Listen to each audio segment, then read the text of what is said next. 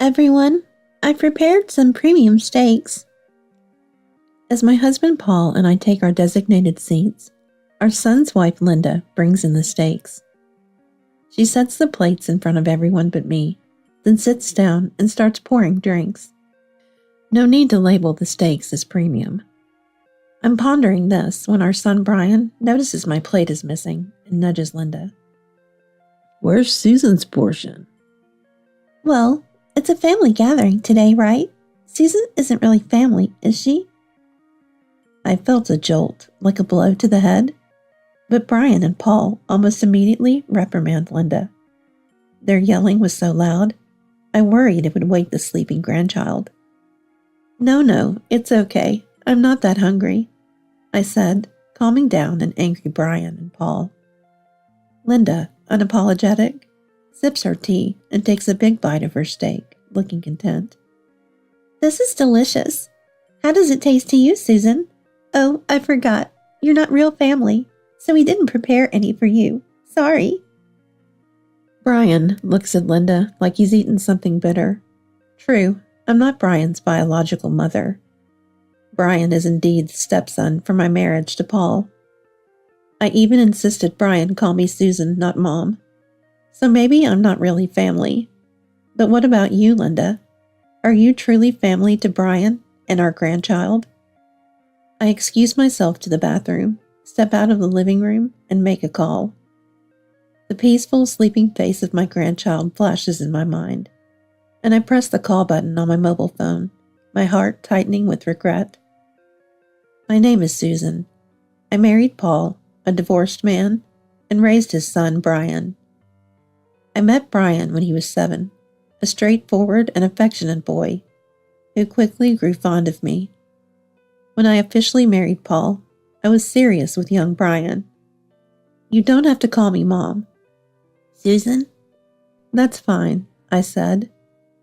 Initially opposed to marrying a man with a child, my parents eventually understood and accepted Paul's character, allowing us to live happily as a real family. Brian moved out as an adult, living nearby. I always thought, if he's just minutes away in an apartment, why not stay at home with us? However, Guys have their things, you know, Brian replied. What does that mean, guys have their things? Are you saying women don't? No, not like that. Guys have their stuff, and so do women.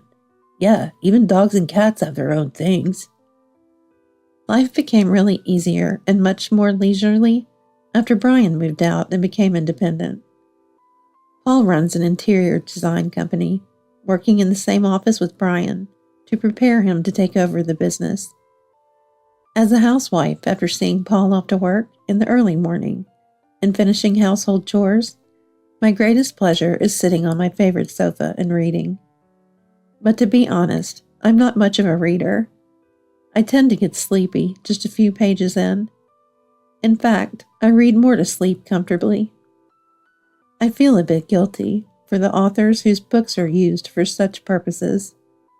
That's why I sometimes borrow children's encyclopedias from the library. Lately, I've been enjoying a rather plain hobby, looking through bird encyclopedias and matching the sounds I hear from the nearby grove to their sources. Gazing at the new greenery outside my window, the comforting chirps of birds from the encyclopedia resonate. Sitting on the sofa with the bird encyclopedia, I almost laugh looking at Paul's profile as he gazes at the sky. Cuckoos lay their eggs in other birds' nests, you know. Brood parasitism, right? Saw it on TV. Crazy how they grow faster than the real chicks and kick them out of the nest. It's indeed a remarkable instinct. The reason why cuckoos resort to this method isn't clear, but there must be a need for it. The thought that such a strategy is the best way to endure the survival of one's beloved offspring makes me feel terribly sad and lonely. Paul crossed his arms and made a deliberately puzzled face. But it's a bit sneaky, right? Laying eggs and then leaving the rearing to others? I chuckled softly, closing the bird encyclopedia in my hands. I revel in the trivial knowledge alone, quietly closing my heavy eyelids. These days continued for years, and Brian turned 30. Brian has someone he wants you to meet, my husband told me. On the next day off, Brian brought over Linda, a woman 3 years his senior, whom he called his fiancée. I was excited that day. It felt like something fun was about to begin. I looked out the window from the air-conditioned room. The strong sunlight might be making the nearby greenery scream. On that very hot Sunday in midsummer, Linda brought high-end sweets from a well-known store in a fancy paper bag as a gift. She silently handed it to me as soon as we met. I smiled, thinking she might be nervous. "Thank you. Make yourself at home," Linda replied curtly. "Thanks," while maintaining a distant attitude. Paul, excited to have his son's first girlfriend over, was relentlessly walking around the room. He came to the kitchen for no reason, circling behind me. As I put the kettle on and started making coffee for everyone, "Where are these beans from?" he asked with a puzzled face. "Overseas," I replied. I set the mugs of coffee in front of Brian and Linda, who were reading magazines in the living room, and we all faced each other. Brian, stroking our cat that had snuggled up to his feet, took a sip from his mug. Linda did the same. "She's Linda. Dad knows, but we work together." "Oh, I see. So I'm the only one meeting her for the first time," I said with a smile. Watching Linda's behavior, I wondered if I had done something wrong. She had been looking bored, glancing upwards and occasionally taking out her mobile phone restless. This was our first meeting, yet she remained silent, not introducing herself. Paul, sensing my thoughts, nervously prefaced, "Actually, Susan," before revealing, "Brian consulted me in advance." The visit was not only to introduce Brian's girlfriend, but also to announce Linda's pregnancy. It was unexpected, but Brian, who adores children, was thrilled and promptly proposed. The plan was to meet each other's parents as soon as possible. "I honestly wasn't thinking about marriage yet, so I'm kind of wondering what's going to happen now," Linda said, as if it was someone else's concern. I tilted my head, puzzled by her detached way of speaking. Maybe the pregnancy was unintended. Linda, still young, might lack awareness. As an experienced older woman, I wondered if there was any way I could help. "If you ever need anything, I'm here to help," I offered with the warmest smile I could muster. Linda glanced at me, then looked out the window with a tired expression and sighed softly. "You kind of sound sanctimonious." "Hey, Linda." "What? You got a problem with that?" "I don't want to get married. I'm only doing this because Brian insists." Brian dropped his shoulders, apologizing to me with his eyes. Paul, too, shrugged and looked down. I couldn't help thinking what a challenging fiancée Linda was. Her strong-willed nature was evident, but it seemed more about her asserting control in the marriage than mere assertiveness. Well, if Brian is fine with it, then it's okay, I suppose. "Anyway, we want to do our best as a family of 3 with the child that's coming," Brian said earnestly. He already looked like the head of a family. Seeing his grown-up face, I couldn't help but shed a tear, thinking of him as a child. Linda, noticing this, muttered, "Seems fake." But everyone pretended not to hear. Brian tried to introduce Linda again, but she profoundly started telling her own story. Her parents owned a successful business, now mostly run by employees, as they had retired. From childhood, Linda had experienced typical lessons like piano, swimming, and art, as well as more fluent activities like violin and horseback riding. She boasted about her excellent grades and graduation from a well-known national university. "Which university did you graduate from, Susan?" Linda asked with a sly smile. From her expression, I sensed she already knew from Brian that I hadn't attended college. Indeed, I didn't go to college due to my family's financial situation and had to work, but I'd always tried to compensate by reading various books. Glancing at the unread books piled in the corner, I smiled wryly. I didn't go to college. My family was quite poor, so I had to work. Ah, I see. So you married for money as a second wife? Impressive. Linda burst into laughter. Stop it, Linda. That's rude to Susan. Brian rebuked her sharply. Linda pointed at Brian's face. I'll be bearing the heir to your company. I want to make it clear who should be prioritized. She declared. She was assertive, stating she was fine with not marrying, and even open to divorce if necessary. Her intimidating stance surprised me, and I received another silent apology from Brian. This was probably the worst first meeting, but I kept smiling, reassuring myself it was for Brian's sake. As time passed, the endless summer ended. Before I knew it, the scorching heat was replaced by a bitter winter, making me almost forget the existence of the hot season.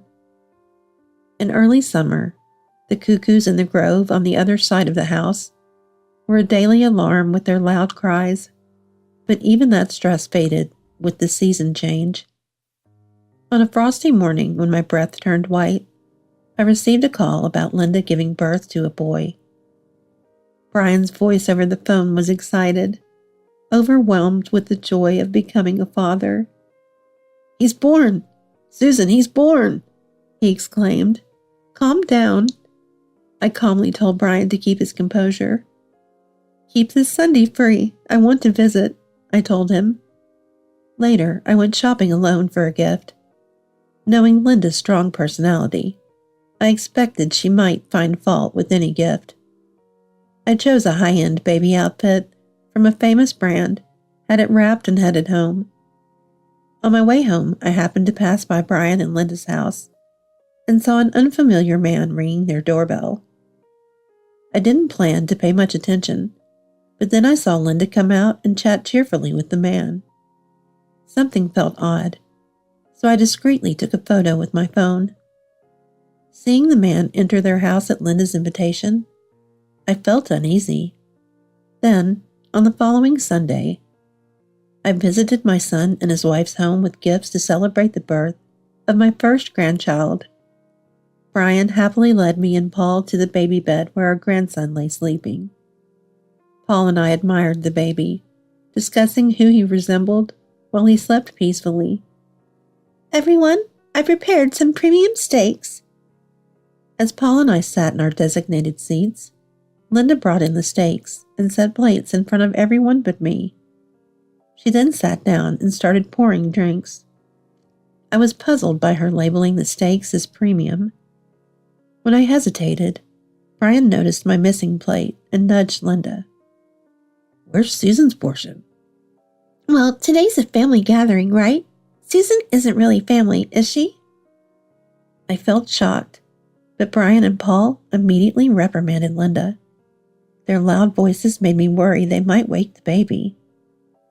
No, it's okay. I'm not that hungry."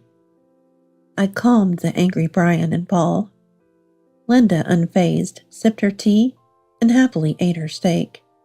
"This is delicious. How does it taste, Susan?" "Oh, sorry. We didn't prepare any for you, since you're not real family." Brian stared at Linda with a bitter look. True, I'm not Brian's biological mother. Brian, Paul's son from his previous marriage, even calls me Susan, not Mom. So maybe I'm not really family. But what about you, Linda? Are you really family to Brian and our grandchild? I excused myself to the bathroom, leaving the living room to make a phone call. Thinking of my peacefully sleeping grandson, I pressed the call button, feeling sorry. Soon, the doorbell rang. Wondering who it could be, Brian and the others didn't move, so I went to the door. Opening it, I greeted. "It's been a while." I invited the visitor inside. In the living room, Paul and Brian were speechless. "Nancy, why?" I had called Nancy, Paul's ex-wife and Brian's biological mother. Nancy and Paul, both busy entrepreneurs, had divorced amicably due to their inability to manage family life. Knowing this, I had insisted to Paul that Brian maintain a relationship with Nancy. Eventually, we all became comfortable dining together, understanding it was unconventional. When Brian was getting married, Nancy suggested they stop meeting to avoid bad optics. Linda, unfamiliar with Nancy, was confused and struggled to respond to the sudden appearance of this woman. Nancy, without preamble, placed several photos on the table where everyone could see them. In the photos, Linda was arm in arm, smiling with a young man who was not Brian. "These are Linda and her ex-boyfriend, aren't they?" Her tone was sharp, a mix of question and confirmation. Linda, undisturbed by Nancy's provocative demeanor, responded, "Who are you? Do you enjoy taking secret photos?" Ignoring Linda, Nancy pulled out a card holder from her jacket and handed Linda a business card. Linda glanced at it briefly, noticing Nancy's name and her title as a detective. Linda frowned at me, as if accusing me of hiring the detective, then sat back down in her chair, arms crossed. "So Susan has a lot of free time. Hiring a detective to get photos of me accidentally meeting my ex? Must be satisfying for you." The photo alone wasn't conclusive proof of infidelity. "Sorry, if you wanted more steak, you could have just asked," Nancy said, unflinching. She stayed in her role as detective, not revealing her connection to Paul, and presented her findings. Linda was still romantically involved with her ex, even after marrying Brian. And they never actually broke up. When Nancy received the ex's name as David, Linda flinched momentarily, then glared at Nancy. "But, so what?" Linda snapped. Nancy, with a refined smile, "I gave this David a little money to share his story. He had quite an interesting tale." She continued. Fear twisted Linda's face. As I watched Linda's expression, I felt as if the temperature in the heated room was dropping rapidly. The one responsible for this chilling atmosphere continued to explain with a mischievous smile. I already knew the story. David, having been paid, claimed he was the biological father of Linda and Brian's child. Linda, upon hearing this, immediately denied it, crumpling the photo of her and David and throwing it. "I admit I dated David, but paying him to slander me? That's defamation." "The newborn is truly yours and Brian's child, right?" "You're the worst, Susan. I don't want anything to do with you anymore. Brian, we're not meeting these people again. Get control of Paul's company fast." Linda yelled shrilly. I went to Brian and whispered in his ear, "Bring the birth records." Brian looked at me with a sad expression, as if searching for the real intention in my eyes. Eventually he stood up, fetched the records from a dresser, and handed them to me. Opening them, I saw the blood types listed. The blood type was incompatible with what could be expected from Linda and Brian's combination.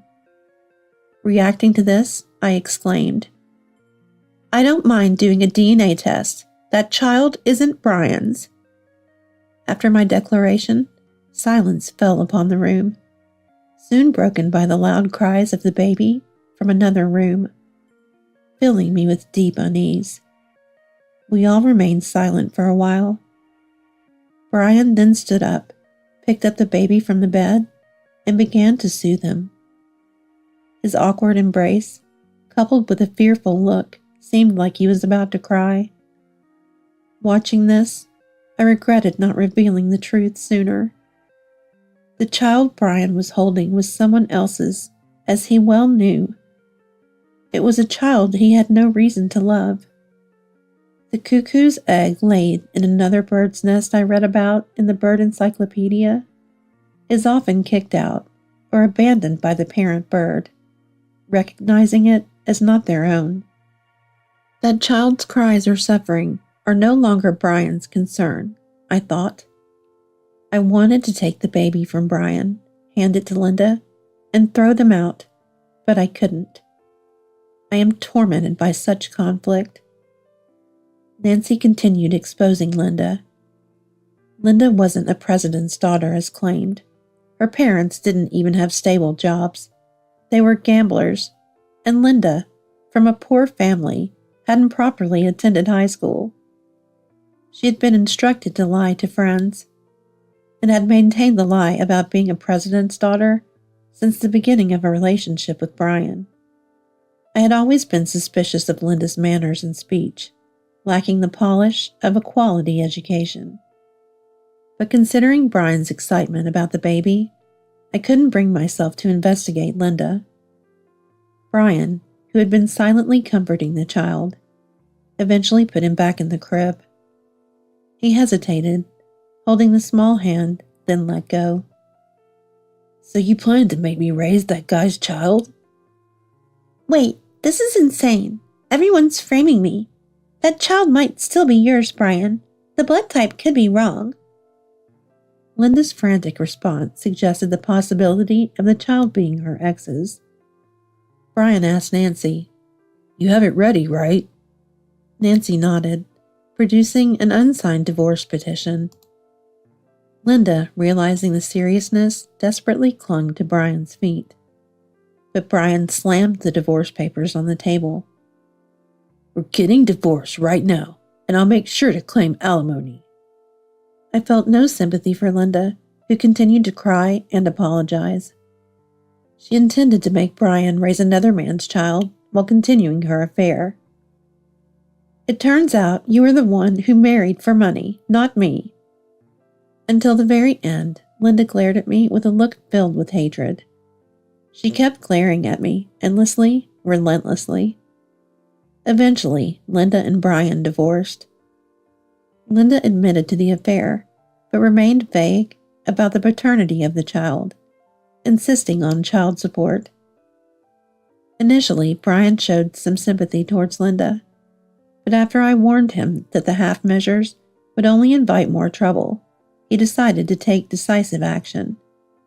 When the DNA test results confirmed the child was not Brian's, something inside me, perhaps what could be called a conscience, quietly dissolved. The competent lawyer Nancy had arranged a hefty compensation from Linda. Linda's ex-boyfriend David, burdened with a significant debt and not wanting to get involved, quickly abandoned her and fled.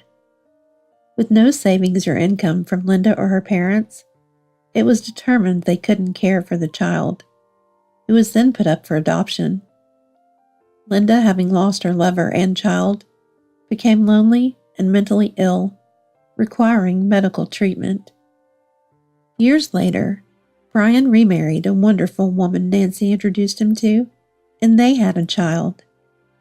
I made sure his new wife knew everything about the previous ordeal, ensuring that Brian had nothing to feel guilty about. She was understanding, even inviting Nancy to the celebration dinner when their child was born, which included Paul and me. There, the same steak was served, now a source of laughter among us. The steak debacle would eventually fade into a distant memory. Seeing Brian gaze sadly at his newborn, I impulsively patted his back. Just focus on raising your own child. If you worry about others, you'll neglect what's most important. I know, but Brian is the father of this child. For now, that's all there is. I'm still troubled. Despite being someone else's child, I can't help but wonder about the life of the child abandoned by its parents. I live with this worry always.